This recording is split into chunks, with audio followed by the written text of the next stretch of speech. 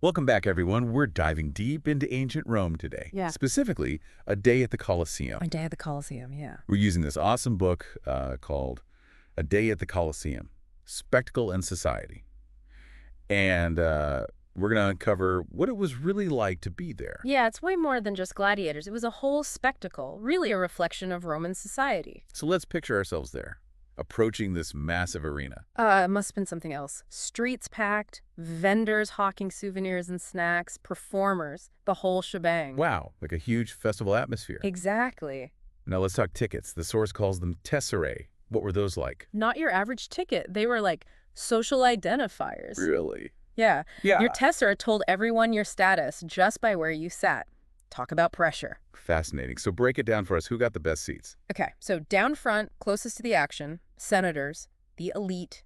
Then, a bit higher up, you'd have the knights, Okay, and then, regular citizens further up, and at the very top, let me guess, the cheap seats. basically, yeah, women, foreigners, slaves, way up high. A very visual hierarchy. Literally, even the seating reflected it. Really? Oh, yeah.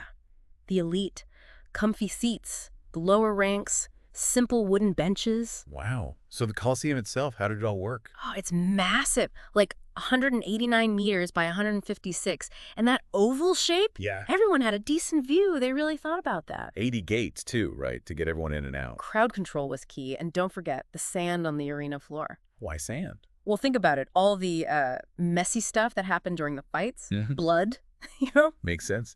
Now, what about all the stuff going on underneath? That's the cool part. Tunnels, elevators, ramps, bringing up animals, scenery, all that. Talk about stagecraft. Right. And then there's the Naumachia. They flooded the whole arena for mock sea battles. That's insane. Okay, let's shift gears a bit.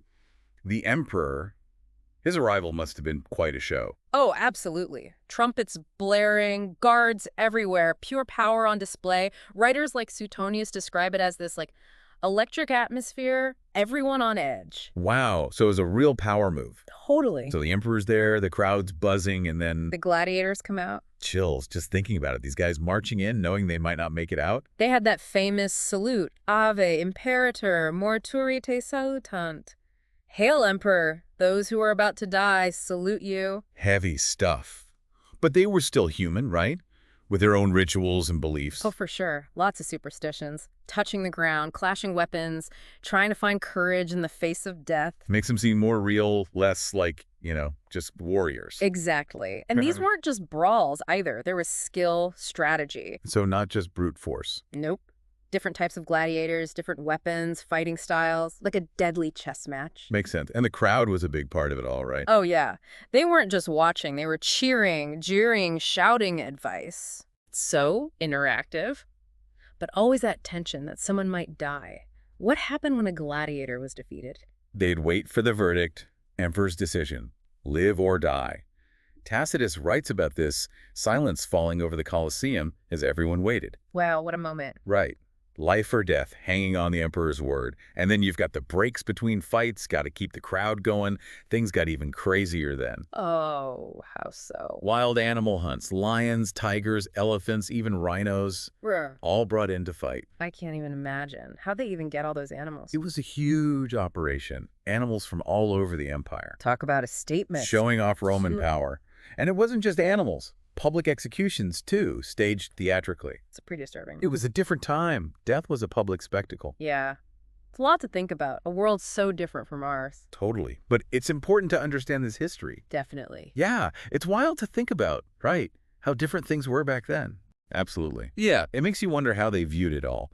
We've been talking about gladiators in general, but were there, different kinds? Oh, yeah, tons. It wasn't just a random fight. They had different weapons, armor, fighting styles. It was a whole system. Like a deadly sport, almost. Exactly. Each gladiator had a role, a strategy. So what were some of the most popular types? Okay, so picture this. You've got the Ritinarius, the net man. He's got a net and a trident. Trying to trap his opponent, I'm guessing. Yep. He was all about speed and agility. Sounds risky. Who would he fight? His main rival was the Secutor. Okay, what was his deal?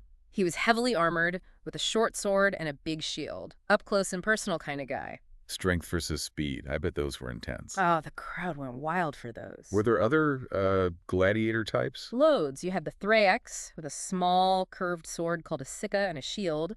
Super fast and aggressive. Sounds scary. Who did they fight? They often faced off against the Murmilla. Big armored guys with a big sword and shield. It's amazing how much thought went into these different types. It was a whole science, really. Understanding combat, creating exciting matchups for the crowd. Makes you realize it was more than just mindless violence. Right. It was entertainment, but there was a system to it all. We talked about the crowd's role a bit. Did they actually have any influence on the fights? Oh, yeah. Their reactions could even sway the Emperor's decision on a defeated gladiator. No way. Seriously? Yep. They could cheer for mercy or for death. It was intense. Wow. Talk about pressure. It was a totally different way of experiencing things back then. Right.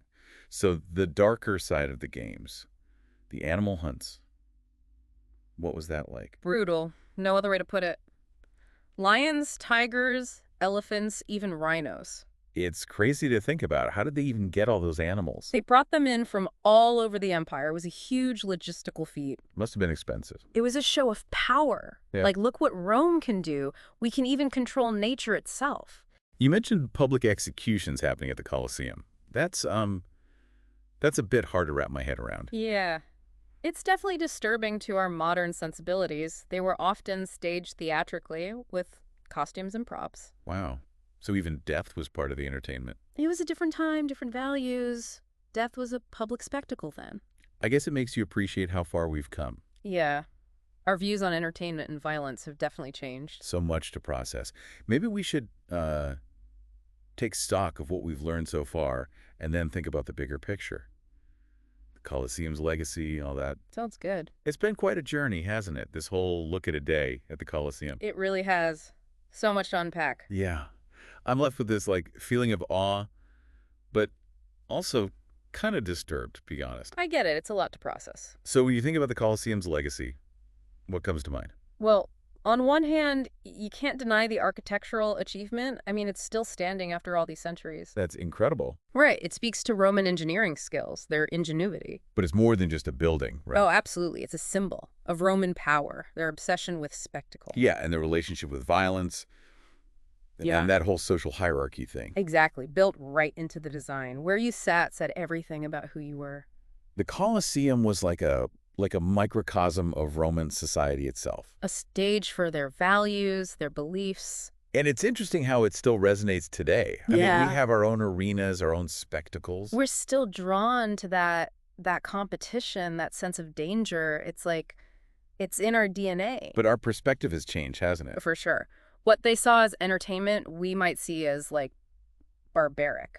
It makes you think about how our values have evolved. And where we draw the line today. What's acceptable, what's not. The Colosseum really makes you confront those questions. It's a reminder that entertainment can be a powerful force, for good or for bad. Right.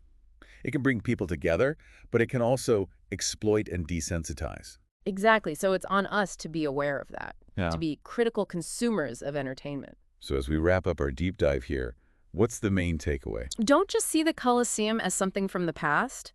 It's a reflection of us, too, our own society, our own values. Wow, that's a really powerful thought. We have to be mindful of the choices we make, what we support, what we consume. It all has an impact. That's a great point to end on. Thanks for joining us on this journey through the Colosseum. It's been a pleasure. Until next time, keep exploring, keep questioning, and keep diving deep.